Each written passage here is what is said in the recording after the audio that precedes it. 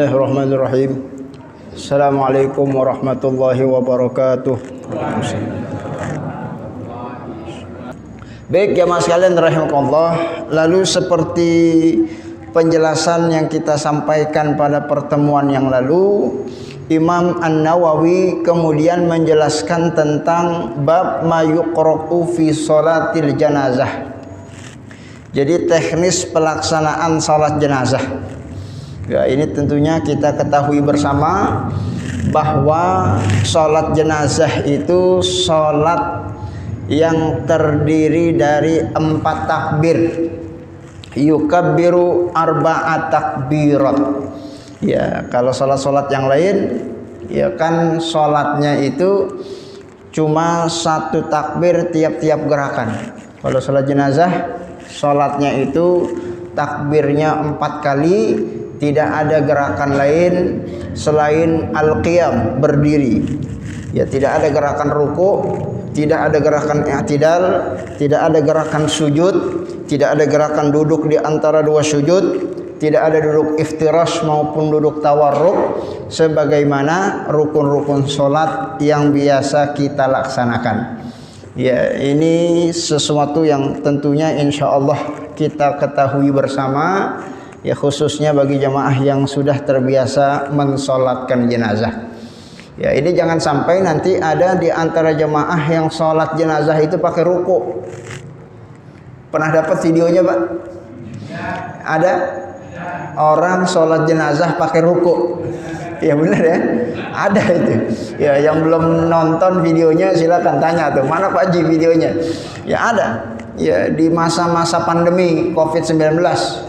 Ya, mungkin ustadznya lagi lockdown juga. Ya, mungkin guru ngajinya lagi isolasi mandiri. Ya, sehingga yang menyolatkan jenazah mungkin yang nggak tahu hukum fikih, nggak pernah jadi imam. Ya, karena terpaksa, ya akhirnya dia jadi imam. Ternyata habis dia takbir, dia ruku. Makmumnya di belakang ada 2. Ya, makmumnya karena imamnya ruku, ikut ruku juga dia. Ya, ini sesuatu kekeliruan yang tidak boleh terjadi lagi. Ya, meskipun sih kalau ditanya ngeles aja, kenapa kok sholat jenazah pakai ruku? Ini jenazah banyak dosanya Pak Ustaz. Ya, sebab kalau nggak ada pakai ruku mungkin dosanya nggak digugurkan. Ya, kalau jenazah biasa nggak pakai ruku. Ya, ini tentu alasan-alasan yang tidak diperbolehkan secara syariat agama. Sebab Rasulullah sudah menjelaskan yang namanya sholat jenazah nggak pakai ruku, nggak pakai i'tidal, nggak pakai sujud. Ini sholat khusus yang tata caranya diajarkan oleh Rasulullah yang terdiri dari 4 kali takbir.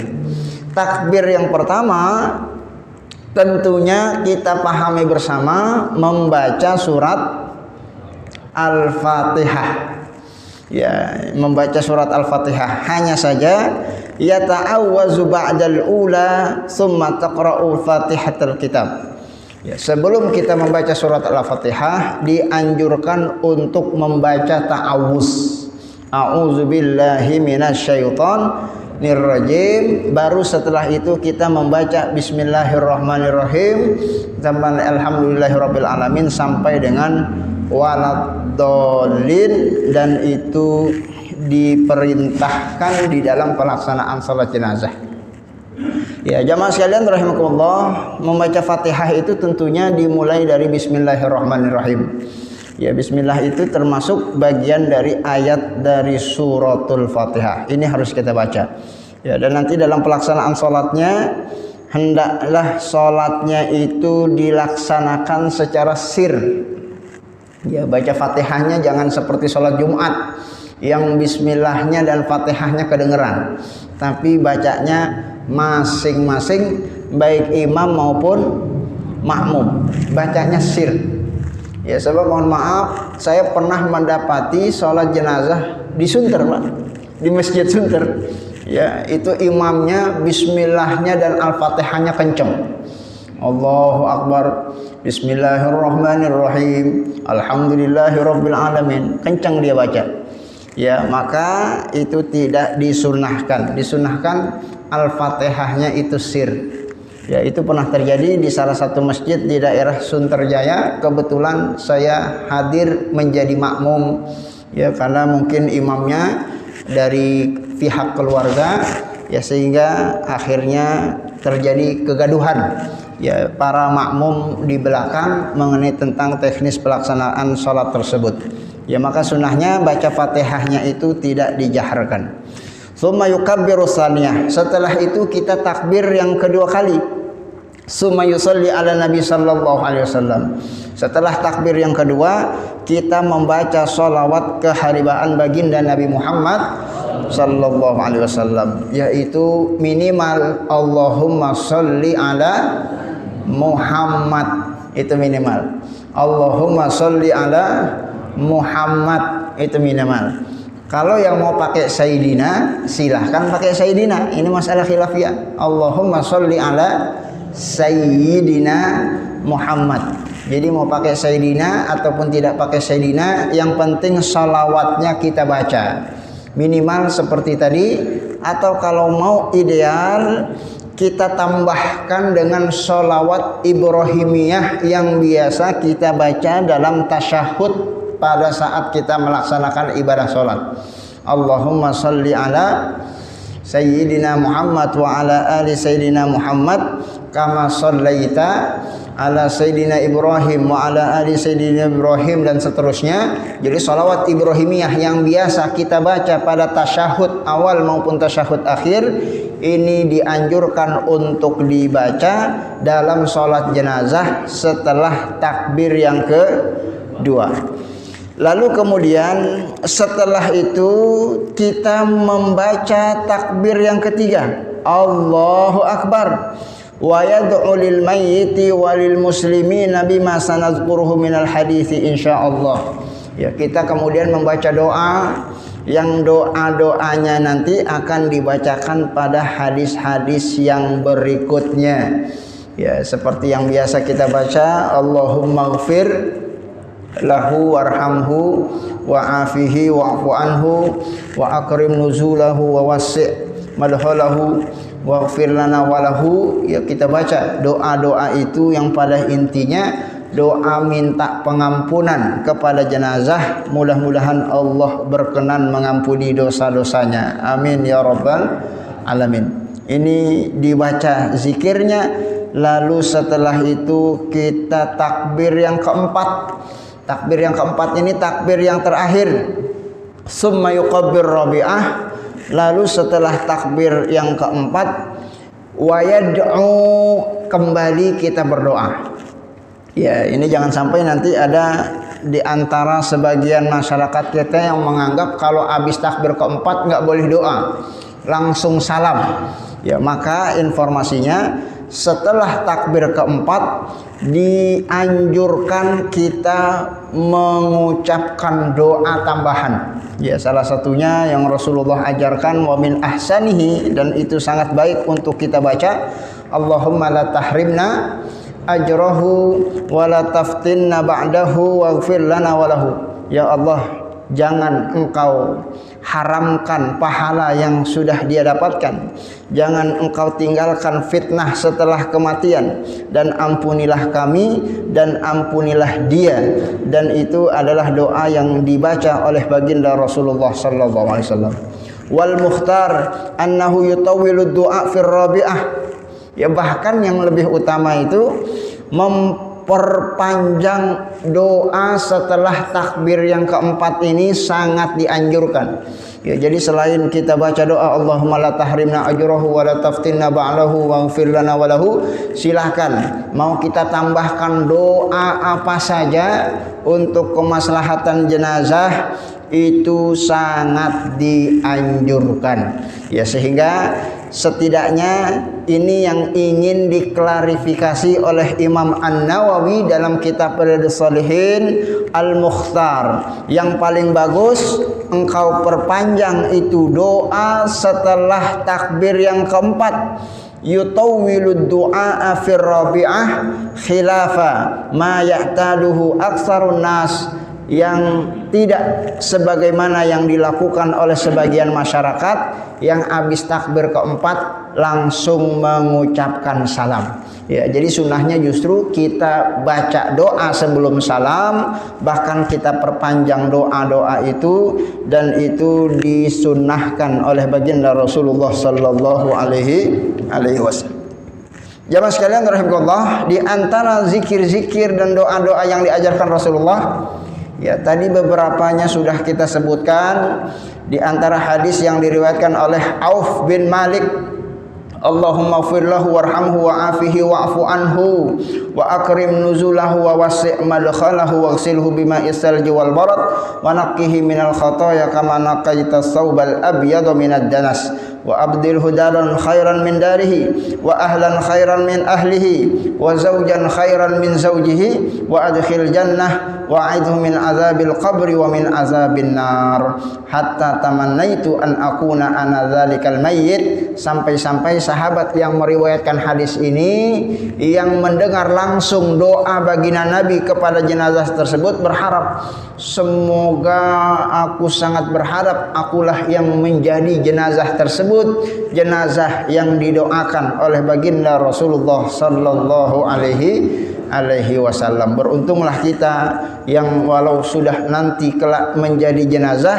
namun diperkenankan didoakan oleh saudaranya seiman dengan doa-doa yang diajarkan oleh baginda Rasulullah sallallahu alaihi wasallam. Ya, doa ini cukup panjang. Ya, tentunya harus dihafal. Betul Pak Ji?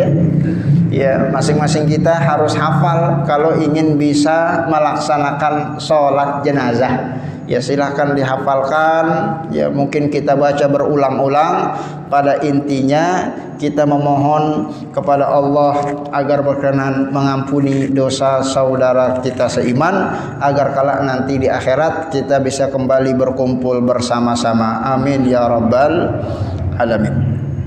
Jamaah sekalian rahimakumullah, dari hadis ini ada satu kesimpulan hukum yang ditegaskan oleh para ulama, anna du'a'u yanfa'ul mayyit, bahwa sesungguhnya ibrah pelajaran dari salat jenazah menunjukkan bahwa doa saudara seiman itu bermanfaat untuk jenazah yang sudah wafat meninggal dunia.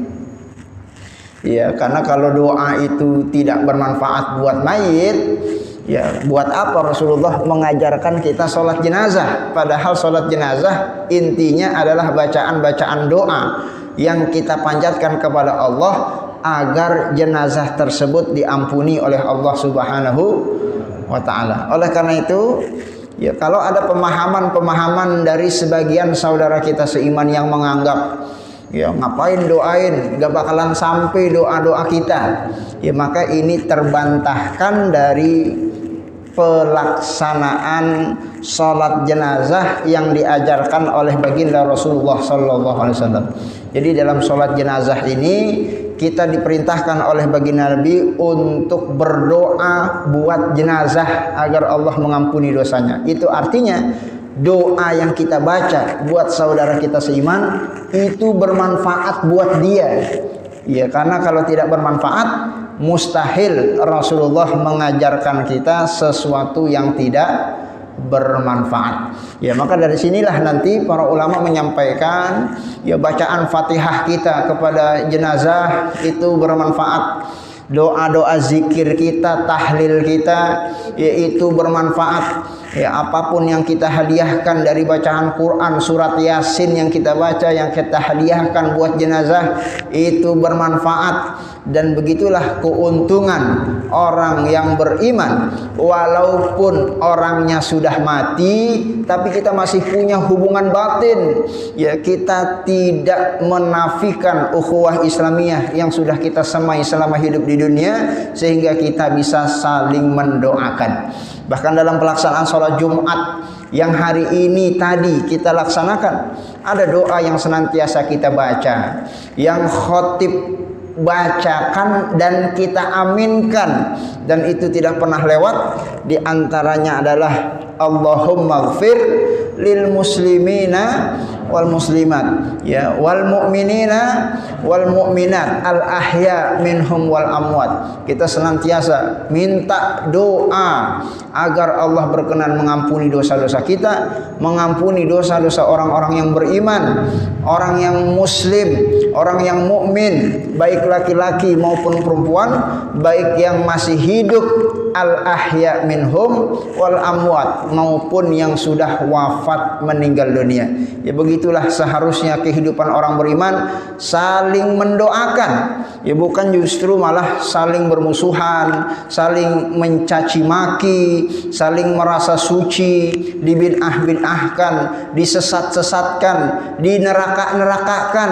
Nauzubillah summa nauzubillah. Islam yang seperti itu tidak pernah diajarkan oleh baginda Nabi Muhammad sallallahu alaihi wasallam. Justru yang diajarkan itu sebaliknya. Ada saudara kita yang meninggal, kita turut hadir untuk mengiringi jenazahnya, untuk mensolatkannya, dan di dalam solat itu kita minta kepada Allah, sebetapapun besarnya mungkin dosa dia kepada Allah, mudah-mudahan Allah yang maha pengasih lagi maha penyayang, yang maha pengampun, berkenan untuk memaafkan hamba yang bersangkutan, sebab yang bersangkutan itu adalah saudara kita seiman, insya Allah. Oleh karena itu jangan pernah kita enggan mendoakan saudara kita hanya gara-gara perbedaan pandangan, hanya gara-gara masalah khilafiyah, furu'iyah, ijtihadiyah, gara-gara subuhnya pakai kunut atau enggak pakai kunut, cuman gara-gara beda ormas,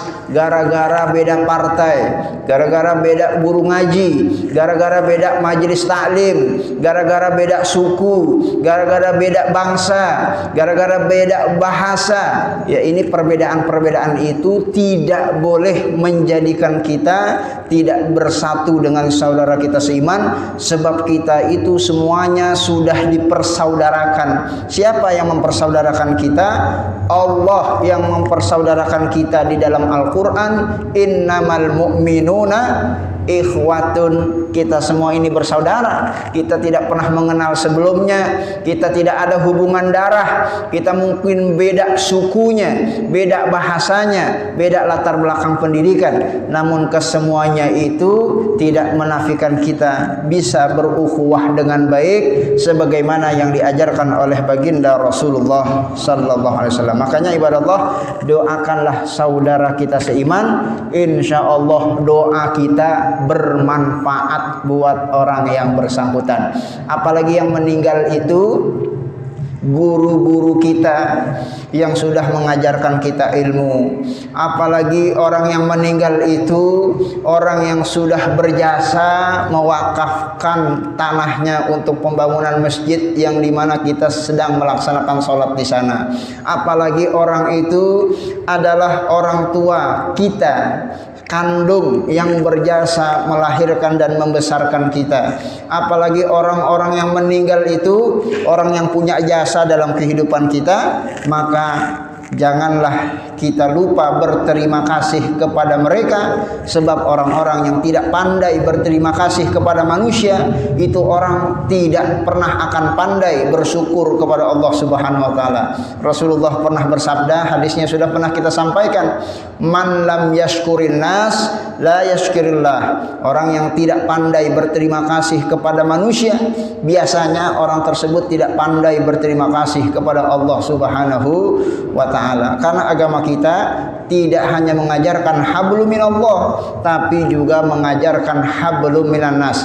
Bagaimana hubungan interaksi kita sesama manusia yang ada di sekeliling ini sesuai dengan etika, norma, akhlak yang diajarkan oleh baginda Rasulullah sallallahu alaihi wasallam.